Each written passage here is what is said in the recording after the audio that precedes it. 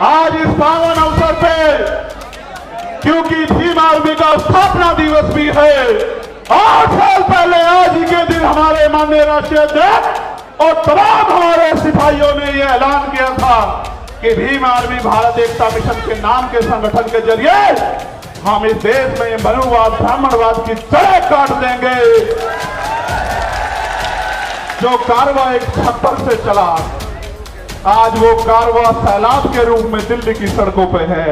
Primary school के master के इस बेटे ने कभी सोचा नहीं था कि अगर ईमानदारी से काम करने वाले को इतना प्यार मिलता है तो फिर लोग ईमानदारी से क्यों नहीं काम करते। अगर आपको और आगे बात को बढ़ाना तो अपने पराये में फर्क समझना पड़ेगा। जब सब लोगों ने रास्ते बंद कर दिए और कहा बाबा साहब अम्बेडकर, खिड़कियां तो, दरवाजे तो बहुत दूर, खिड़कियां भी बंद कर देंगे, घुसने नहीं देंगे संविधान सभा में, तब उनको खुलना ढाका से की खुलना सीट से जिताकर कॉन्स्टिट्यूशन असेंबली में भेजने वाले लोग वो मुस्लिम समाज के थे। उन्होंने भी अपना जो है पहले हक अदा किया। संसद में बाबा साहब, कॉन्स्टिट्यूशन असेंबली में बाबा साहब गए, तब जाके संविधान लिखने का मौका मिला, तब जाके आपको हक अधिकार मिले। आज वो लोग आपकी तरफ देख रहे हैं कि भाई हमने तो समय समय पे अपना काम किया, हमारे लिए कौन लड़ेगा। इसलिए मैं सीए एनपीआर एनआरसी के आंदोलन में मिल गया और इसलिए मैं आपसे कह रहा हूं, आपको समझना पड़ेगा कि आपका अपना कौन है और आपका पराया दुश्मन कौन। उन्होंने शुरुआत ये यहां नहीं की, उन्होंने शुरुआत बिहार में की, जब भाई राकेश पासवान को उन्होंने 20 गोली मारी। हम समझ नहीं पाए, 20 गोली मारने के बाद उन्हें लगा ये डर जाएंगे, लेकिन आप डरे नहीं। फिर उन्होंने विदिशा में हमारे जिला अध्यक्ष भाई चरण सिंह की हत्या करी, फिर भी नहीं हम डरे। हम आंदोलन में आए, हमारी जान चली गई, तब भी नहीं डरे। फिर उन्हें लगा कि भाई जड़ ही काटो, टहने भी मजबूत हैं, जड़ भी मजबूत है, पत्ते भी मजबूत है, भाई जड़ ही काटो, तो बाबा साहब वाले रुकने के लिए। तो जड़ काटने का वो क्या था कि चंद्रशेखर आजाद को निपटा दो। देखो वो तो बच्चे हैं जिन्होंने ये किया है, सच बात बता रहा हूं, बच्चे, लेकिन उनके हाथ पीछे जो है ना, जिन्होंने उनके हाथ में हथियार दिए वो बच्चे नहीं। हम सीबीआई जांच की मांग इसलिए कर रहे थे कि बहुत सारे लोगों ने मजाक उड़ाया कि अपने आप सिक्योरिटी लेने को हमला कर दिया है, कि रक्षा इतना बड़ा समाज करता हो, जिसकी रक्षा जो है सम्राट वीर भोज के वंशज करते हो, जिसकी रक्षा सर छोटू राम के वंशज करते हो, जिसकी रक्षा गुरु गोविंद सिंह जी के बच्चे करते हो, जिसकी रक्षा सदगुरु रविदास जी महाराज के बच्चे करते हो, जिसकी रक्षा भगवान वाल्मीकि महाराज के बच्चे करते हो, उनको लगा कि वो उसको मिटा देंगे। हम इस देश में इसलिए पैदा नहीं हुए कि हम बच्चियां पैदा हो हमारे घर में और उनको नोच लिया जाए, जैसे मणिपुर में नोचा जा रहा है हमारी आदिवासी बहनों को। हम लोगों ने इसलिए अपने परिवारों को आगे नहीं बढ़ाया कि कोई मूंछ रखने पर उनकी हत्या कर दे, कोई उनको जूते में पानी पिलाए, कोई उनके सर पे पेशाब कर दे। इसलिए हमारे माँ बापों ने हमें जन्म नहीं दिया। इसलिए अपने मनोबल को ऊंचा करो। ये लोकतंत्र है, जिनके पास लोग होते हैं, जिनको उनका राज होता है। जामिया वर्ल्ड, इंसाफ की आवाज। को पूंछ बनाने के लिए नहीं कह रहा हूं मैं, आपको मूंछ की लड़ाई लड़ने के लिए कह रहा हूं कि अपना होगा अपना मरोड़, और मन आया तो पिया नहीं दिया फोड़। ठीक है, अपनी ताकत बनाओ। जब आपका विधायक जीतेगा, जब आपका एमपी जीतेगा, आपका व्यक्ति सदन में होगा, फिर अगर अन्याय अत्याचार होगा तो फिर हम हिसाब करेंगे। हमारा एक एक अम्बेडकरवादी सदन को चलने नहीं देगा, चाहे सदन ये वाला हो या विधानसभाओं के सदन है। तो सारी बात मैंने आपको बता दी। मैंने आपको इसलिए बुलाया कि मेरा जो गिरता हौसला है, जो गिर नहीं सकता, आप जानते हो, लेकिन मैं आपसे पूछ लूं, क्योंकि कहते हैं पुनर्जन्म होता है, मैं तो मानता नहीं, लेकिन सच ये है कि जब वो गोली चली थी, मैं ईमानदारी से कह रहा हूं, मैंने अधिकारी को फोन करके कहा कि गोली तो लगी है, लेकिन लगी कहां ये पता नहीं भाई। और पिछला जन्म भी जीवन भी आपके लिए था एक एक कतरा, और ये जीवन भी आपके लिए, ये ऐलान करने के लिए आपको बुलाया। दूसरा, सीबीआई जांच क्यों जरूरी है ये भी सुन लो। जो लोग ये कह रहे थे सुरक्षा के लिए गोली चलवाई या करा, तमाशा बना रहे थे, उनको आदत है मुझे निष्ठा दिखाने की, आदत है उनको, क्योंकि उन पे ये गरीब का बेटा पच नहीं रहा भाई, ये कमेरी माँ का बेटा पच नहीं रहा उन पे। तो मैं भी उनको बता देना चाहता हूं कि हो सकता है आपके मालिकों के हाथ भी इसमें शामिल ना हो, इसलिए मैं इसकी सीबीआई जांच चाहता हूं कि मेरे जान से ज्यादा, मेरी जान से, मेरे लोगों से ज्यादा दूसरों को क्यों प्यार हो गया है, वो क्यों मेरी जान लेना चाहते हो। तो प्रकृति के आशीर्वाद से, आप भाइयों के सहयोग से, प्रार्थनाओं दुआओं से मैं आपके बीच में, वरना ऐसा भी हो सकता है कि आज यहाँ आप इकट्ठा तो होते, मेरी तस्वीर लगी होती और आप रो रहे होते कि भाई हमारा भाई चला गया।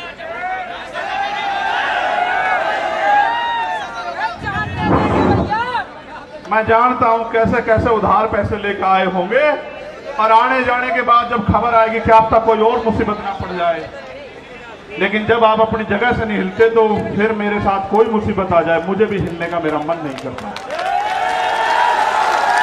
आप बताओ कैसे छोड़ दूं, आपके हाथ कैसे छोड़ूं, आप बताओ कैसे छोड़ूं आपके हाथ जिन्होंने मेरे लिए दिन रात नहीं देखा, आंधी तूफान नहीं देखा, गर्मी नहीं देखी, बारिश नहीं देखी, कोई भी मुसीबत नहीं देखी, भूख प्यास, उनका हाथ कैसे छोड़ दूं, उस समाज का हाथ कैसे छोड़ दूं, कैसे डर के घर में बैठ जाऊं, कैसे सीना तान के आपका खून होके बाहर ना हूं। इसलिए यहां मैदान में हूं, ये मैं समझना डर गया हूं, जिस दिन डर गया आप ये समझना कि मर गया हूं। जब तक जिंदा हूं पूरी ताकत से इस लड़ाई को लड़ूंगा। दिल्ली के भी बहुत साथी आए, मध्य प्रदेश के बहुत साथी आए, 22-23 स्टेट से साथी आए, थोड़े थोड़े अपना अपना प्रतिनिधित्व करने के लिए। 2-2 हजार किलोमीटर से लोग आए, उड़ीसा से आए, झारखंड से आए, तेलंगाना से आए, कर्नाटक से आए, त्रिपुरा से आए, असम से आए, बंगाल से आए, बिहार से आए, राजस्थान से आए, कश्मीर से आए, पंजाब से आए, हरियाणा से आए, यूपी से आए। यूपी वालों का तो खून हो, तो भाई खून तो सभी का हो, वो ज्यादा मेहनत कर रहे हैं आजकल। तो मैं आपके आगे ज्ञापन पढ़ता हूं, आप ज्ञापन को गौर से पढ़ ले, सुन लेना एक बार, बहुत महत्वपूर्ण है ये ज्ञापन। और ये ज्ञापन इसलिए जरूरी है कि एक छोटी सी मांग इसमें मुझसे जुड़ी हुई है, लेकिन बाकी मांग बहुत मुझसे जुड़ी हुई नहीं है, समाज से जुड़ी हुई है। भाई चंद्रशेखर तो अकेला आदमी मर जाएगा, लेकिन इस समाज के साथ जो न्याय हो रहा है उसका हिसाब तो करना पड़ेगा ना, ये उसका हिसाब नहीं करने के। क्या हम इस देश में, आप बताओ, मरने के लिए पैदा हुए हो? मणिपुर की बच्चियां याद हैं? देखो हमारे साथ तो शोषितों के साथ ये सदियों से होता आया, वीडियो भले ही वायरल ना होती हो लेकिन होता तो आया है। लेकिन अब ये बंद होना चाहिए नहीं होना चाहिए, आप बताओ। तो मैं आपके आगे ज्ञापन पढ़ूंगा। आखिरी मांग जो है वो राष्ट्रीय अध्यक्ष जी पढ़ेंगे। जो ज्ञापन है उस पर गौर कर लो, मीडिया के साथी भी ज्ञापन चला देना भाई, भाई कान से सुन लो।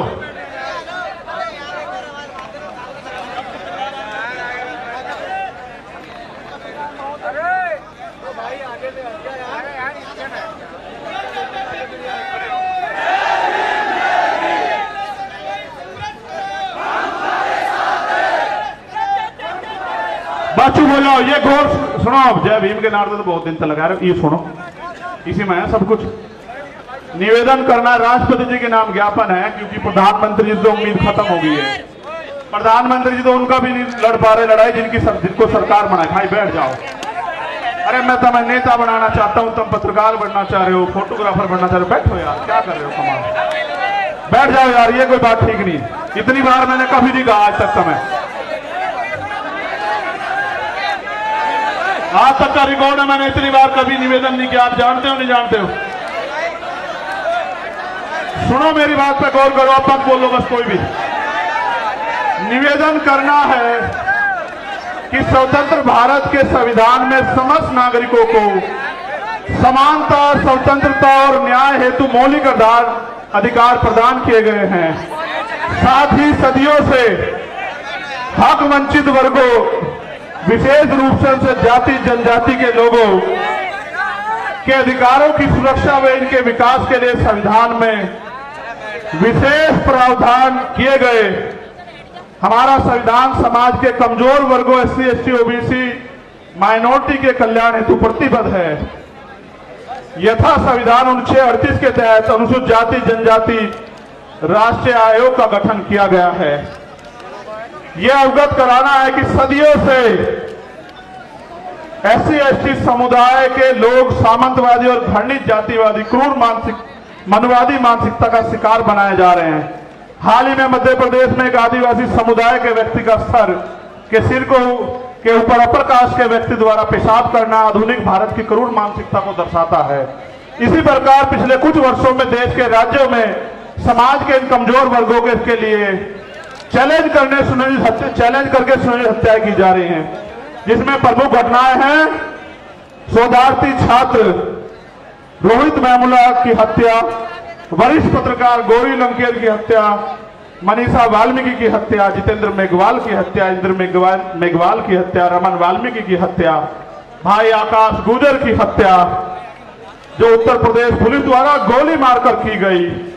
इन घटनाओं से ऐसा प्रतीत होता है कि देश भारत के संविधान से नहीं बल्कि देश का शासन प्रशासन मनोविधान से संचालित हो रहा है।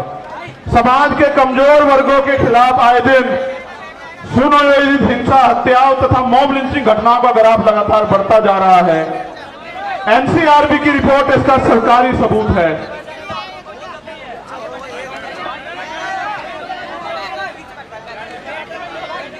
अब मैं आपको एक एक करके मांग पढ़ता हूं। पढ़ूं भाई? आप समर्थन भी करना होना चाहिए, नहीं होना चाहिए, ठीक है? क्योंकि भारत एक लोकतांत्रिक गणराज्य है।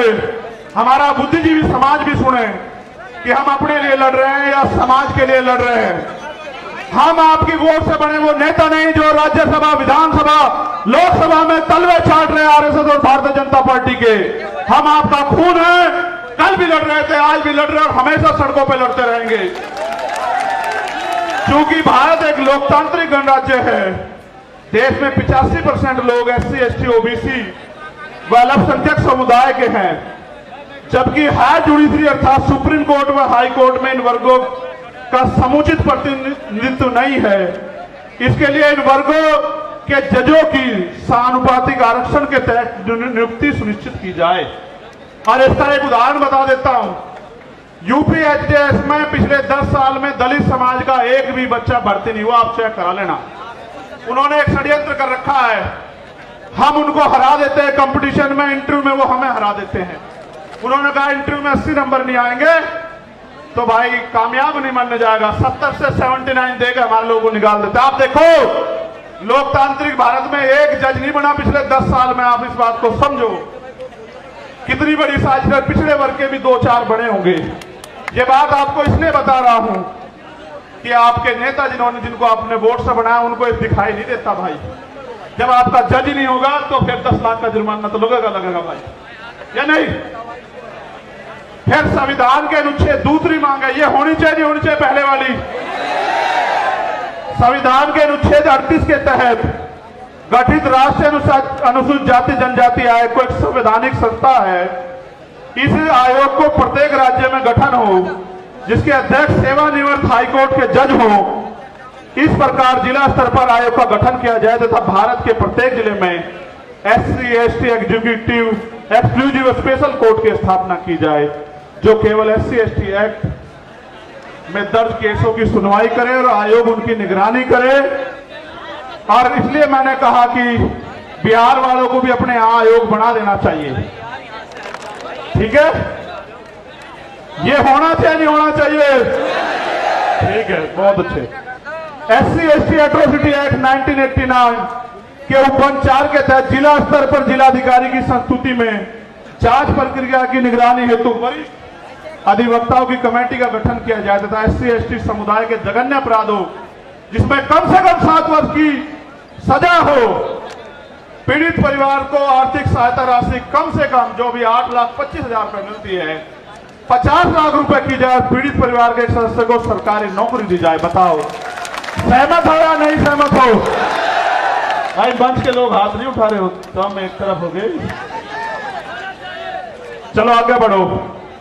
SC ST वर्ग के अधिकारी कर्मचारियों का उच्च पदों पर, SC ST OBC वर्ग के अधिकारियों कर्मचारियों का उच्च पदों पर समुचित प्रतिनिधित्व हेतु प्रमोशन में रिजर्वेशन का प्राविधान किया जाए तथा इन वर्गों का बैकलॉग कोटा पूर्ण करने के लिए विशेष भर्ती अभियान चला जाए। हमारे बहुत सारे अधिकारी कर्मचारी आए हैं, आप भले धीमे धीमे हमारे साथ खड़े हो रहे हो, हम आपके साथ खड़े हैं। प्रमोशन में रिजर्वेशन SC ST OBC को लागू करवा कर देंगे इस देश में, याद रखियो। सन 1931 के बाद देश में आज तक जाति आधारित जनगणना नहीं की गई, अतः जाति आधारित जनगणना की हम पुरजोर मांग करते हैं तथा जिसकी जितनी संख्या भारी उसकी उतनी हिस्सेदारी के तहत देश में वास्तविक लोकतंत्र कायम हो सके एवं जनसंख्या के अनुपात में आरक्षण बढ़ाया जाए। आप चाहते हो जातिगत जनगणना हो? ठीक है। यह है कि सरकारी उपक्रमों तथा संस्थानों का निजीकरण संविधान की लोक कल्याणकारी राज्य की अवधारणा खिलाफ है, क्योंकि यह सरकारी नौकरियों में आरक्षण को समाप्त करने की साजिश है। अतः निजीकरण पे तत्काल प्रभाव से रोक लगाई जाए। आप इस पे सहमत हो? जब हमारी सरकार आओगी सारा जिनका निजीकरण हुआ उनका राष्ट्रीयकरण कर देंगे, आप चिंता मत करो। केंद्र और राज्य सरकार के सभी कर्मचारियों के लिए पुरानी पेंशन लागू की जाए। यह है कि सेना में अग्निवीर स्कीम को खत्म कर पुरानी भर्ती व्यवस्था लागू हो, क्योंकि आपने देश की सुरक्षा के साथ खिलवाड़ किया और नौजवानों के भविष्य के साथ लोग अग्निवीर से वापस लौट रहे हैं। इसको भी हम ही करा कर देंगे और किसी में हिम्मत नहीं। ठीक है। भारत एक कृषि प्रधान देश है, किसान देश की रीढ़ है, अतः किसानों की MSP की समयबद्ध कानूनी लीगल गारंटी सुनिश्चित की जाए। और अभी जो किसान आंदोलन हुआ था उसमें जो झूठे मुकदमे लगाए गए थे वो मुकदमे वापस हो और जो किसान सम्मान निधि 6,000 रुपए आप दे रहे हो उसको बढ़ा के 24,000 रुपए किया जाए। यह है कि संविदा नौकरी में आउटसोर्सिंग भर्ती को तत्काल खत्म किया जाए तथा संविदा पे कार्य कर रहे कर्मचारियों को भी नियमित कर्मचारियों का समान वेतन और अन्य सुविधाएं दी जाए। जो सफाई कर्मचारी ने संविदा पिछले 5 वर्षों से अधिक समय से ठेके संविदा पे रखे गए हैं उनको संवैधानिक आरक्षण का अनुपालन करते हुए नियमित किया जाए। आप इससे सहमत हो? भाई पहले तो ठेकेदारी होनी नहीं चाहिए, मगर जो ठेकेदारी पे है अगर सरकारी कर्मचारी को 50,000 रुपए मिल रहे तो उसको भी 50,000 रुपए मिले। ये इस बात पे सहमत हो? चलो ठीक है। और सफाई कर्मचारी दिल्ली के तैयार हैं आपकी मांग हम अगले 1 महीने में पूरी करवाने के लिए यहां की सरकार से भी निपटेंगे, आप चिंता न करियो। यूनिफॉर्म सिविल कोड लागू करने से पूर्व सामाजिक और आर्थिक गैर बराबरी समाप्त की जाए तथा शैक्षिक और लैंगिक स्थापना समानता स्थापित की जाए। उसके बाद UCC पे आपसे बात करेंगे।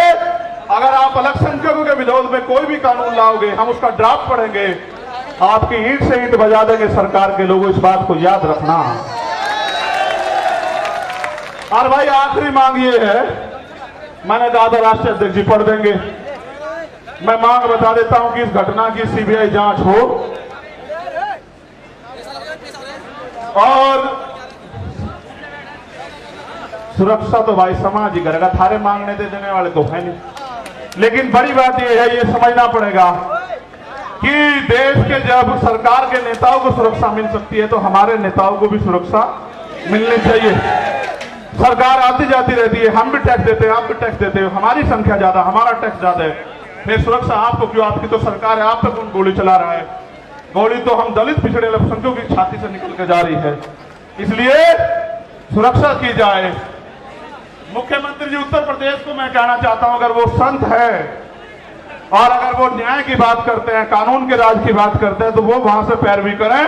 और केंद्र सरकार अगर सच्ची है, उनका हाथ नहीं है स्टेट गवर्नमेंट का और केंद्र गवर्नमेंट का, तो वो उस रिक्वायरमेंट को जो है जो यूपी गवर्नमेंट भेजे उसको फाइनलाइज करके ऑर्डर करे CBI जांच के। हम बताएंगे कि इसमें सांप चूहे शामिल हैं या बड़े बड़े अजगर जो हैं शामिल हैं।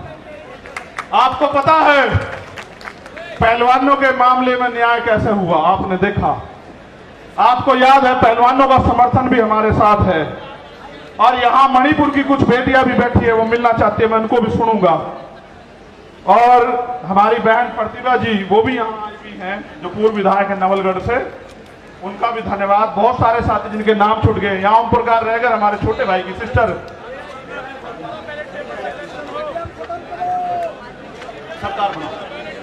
ठीक है, तो वो भी बिटिया यहाँ आई हुई है। और बहुत सारे हैं जिनके साथ अन्याय अत्याचार हुआ, सब लोग आए हुए हैं। और एक अगर मध्य प्रदेश में हम लोग पहले तो लड़ाई लड़ ही रहे मध्य प्रदेश के लोगों को, राजस्थान के लोग कहना चाहता हूं भाई मेरी जान की रक्षा तो हो जाएगी, चलो सुरक्षा भी इंतजाम हो जाएगा, लेकिन आम जमीन पे तो आप लोग भी लड़ रहे हो। पूरे भारत में बिहार हो, बंगाल हो, राजस्थान हो, मध्य प्रदेश, यूपी हो, उत्तराखंड हो, आपकी रक्षा कौन करेगा? आपको भी तो गोली चल सकती है। इसलिए हमें सुरक्षा की नहीं, अपनी सुरक्षा की नहीं, समाज की सुरक्षा की जरूरत है। इसलिए सरकार सुरक्षित माहौल लागू करे। और अगर सरकार पे सुरक्षित माहौल लागू नहीं हो तो सरकार कुर्सी छोड़े। क्यों जबरन चिपक के बैठे हो भाई? आप मणिपुर को न्याय नहीं दे सकते, आप राजस्थान में न्याय नहीं दे सकते, आप बिहार बंगाल में न्याय नहीं दे सकते, आप दिल्ली में न्याय नहीं दे सकते, आप मध्य प्रदेश में और केंद्र से न्याय दे सकते। तो भाई हम अपने लोगों को ये कहना चाहते हैं आप सब लोगों के सहयोग से कि राजस्थान के लोग मेहनत करने पे आ जाओ, मध्य प्रदेश के लोग मेहनत करने पे आ जाओ, छत्तीसगढ़ के। तो इसी बार जो है आपका सत्ता की चाबी आपके हाथ में मध्य प्रदेश राजस्थान में आ जाएगी, छत्तीसगढ़ में। क्योंकि चुनाव जैसा होगा उसमें 5-7 वोट विधायक जिसके पास होंगे उसके पास चाबी होगी। और हम काम करने वाले लोगों को लड़ा रहे हैं तो हमारा विधायक जो है हो सकता है वो चीफ मिनिस्टर बन जाए या डिप्टी चीफ मिनिस्टर बन जाए, आपकी सरकार में हिस्सेदारी हो जाए। इसलिए आपसे कहूंगा मध्य प्रदेश राजस्थान के लोग ज्यादा काम करें और आप यहां आए पुणे।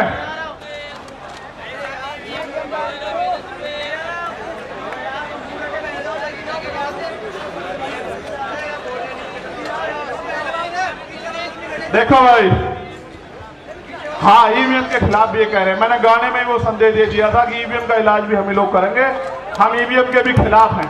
अब मेरी आखिरी बात सुनो जो बहुत जरूरी है, हम सरकार को 15 दिन का समय देंगे।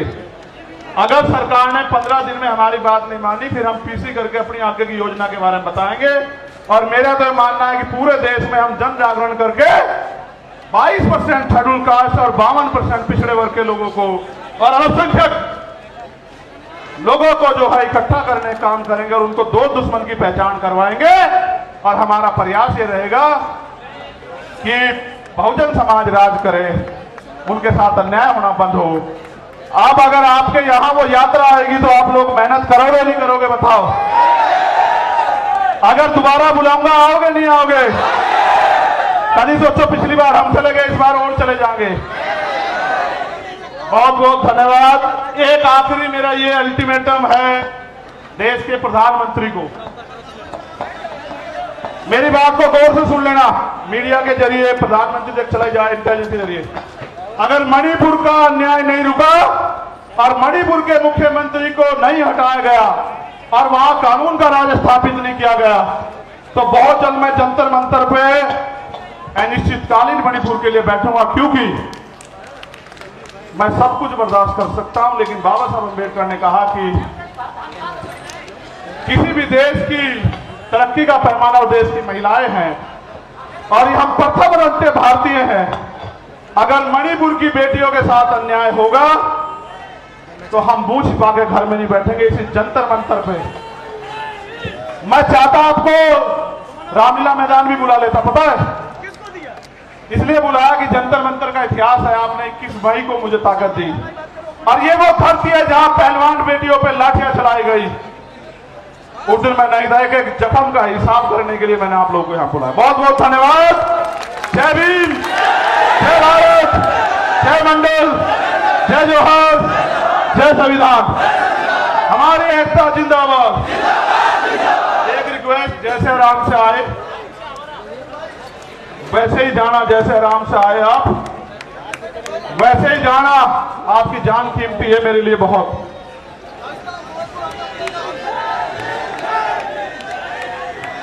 जो जैसे आए ऐसे ही जाना। आपने देश को बता दिया कि भीम आर्मी आजाद समाज पार्टी झुकेगी नहीं। धन्यवाद।